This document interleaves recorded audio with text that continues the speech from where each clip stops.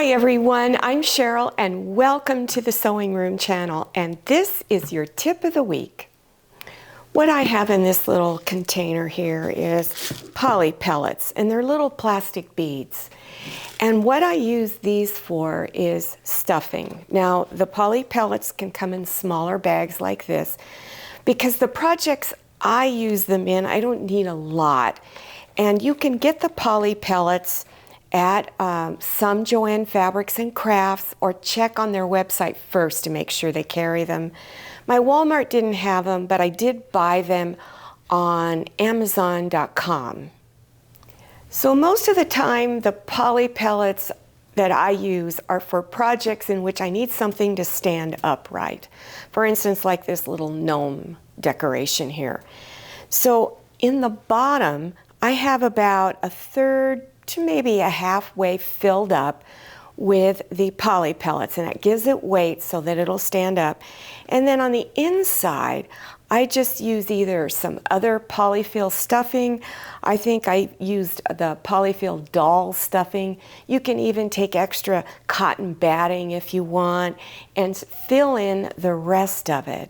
Now here is some fabric. I bought it at my Walmart. I don't know if they all have it. Remember, not all Walmarts carry Fabric and Crafts. This is what I used on this for the beard. And I drew my pattern on the back and then cut it out. Another thing that you can use is some yarn, crochet yarn or any other yarn you want. Then you could cut long strips, glue them in up here underneath the hat, and trim the beard any shape you want. So this is a really easy thing to do if you don't want to use this. Now on these gnomes, they often have these little pom-poms. You can make your own pom-pom, and then you get bags of these in craft stores. My Walmart store does happen to have those. And you can glue that. Another thing you can do, instead of using the little pom-pom, you can use a wooden bead, which are also sold in craft stores. So if you're interested in making a decoration like this, I do have a link below that gives you more detailed information on how to put it together. It's a really easy project. There's really no sewing involved, but you can make these for any season of the year. It doesn't have to be Christmas. It can be fall, Easter. You can even make them in a patriotic theme if you like. So the link, it will be listed below your YouTube screen in the description section.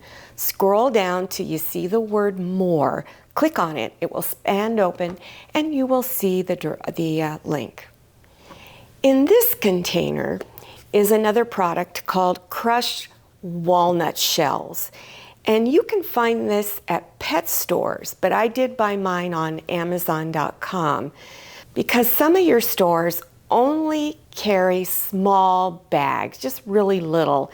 And this bag I got was pretty big. So if you're one of those that likes to sew and sell, you could put crushed walnut shells in some of your items. And let me show you an example of a really good item to put this in.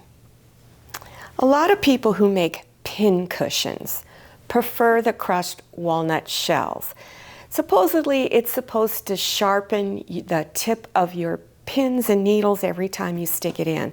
So this is heavy, it's very stable, it's not going to move around when you use it. Now in this one is polyfill stuffing. So it's a lot lighter and it's more bouncy. So you have two options for it.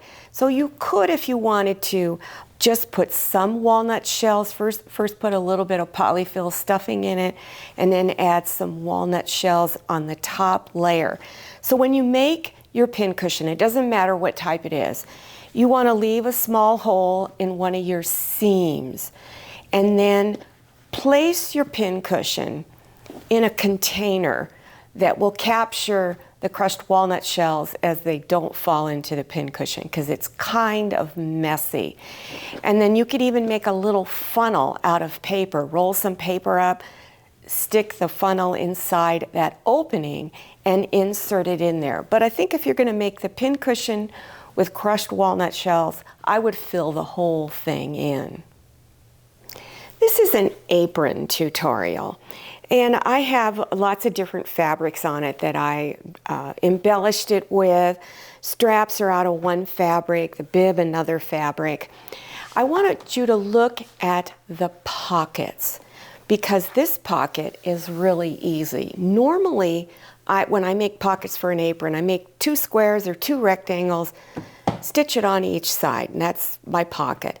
But some people like one large pocket that they can bring both their hands in at the same time if they want to. So how you make something like this is you cut out whatever shape you want it to be, whether it's a rectangle or a big square. You cut out 2 pieces of fabric.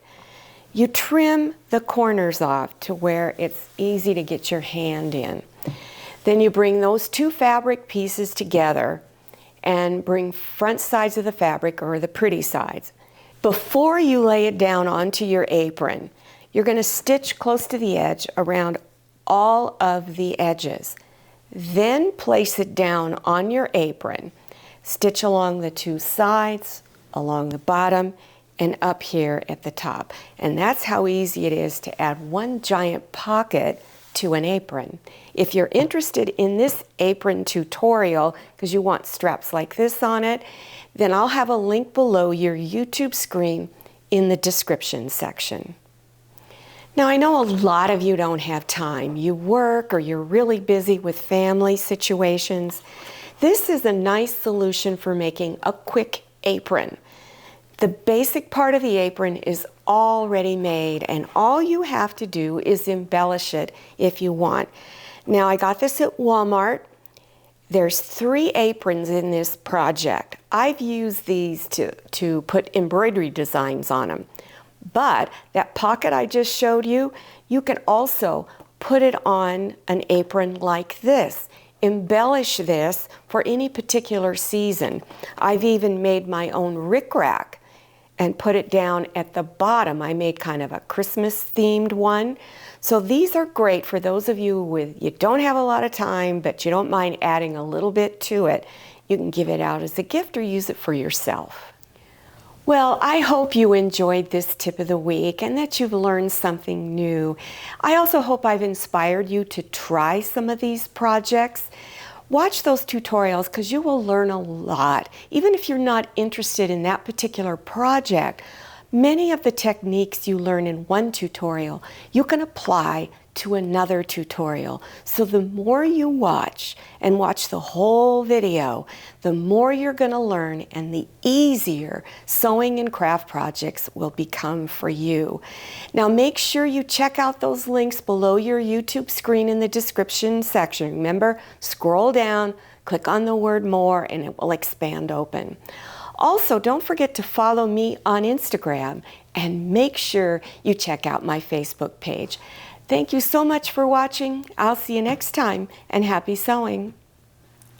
If you like the Sewing Room channel, one of the best ways to show your support is to subscribe by clicking on that red subscribe button and give this video a thumbs up. And don't forget to click on share to share this video with your friends. And make sure you click on the bell so you receive notifications for all my new videos.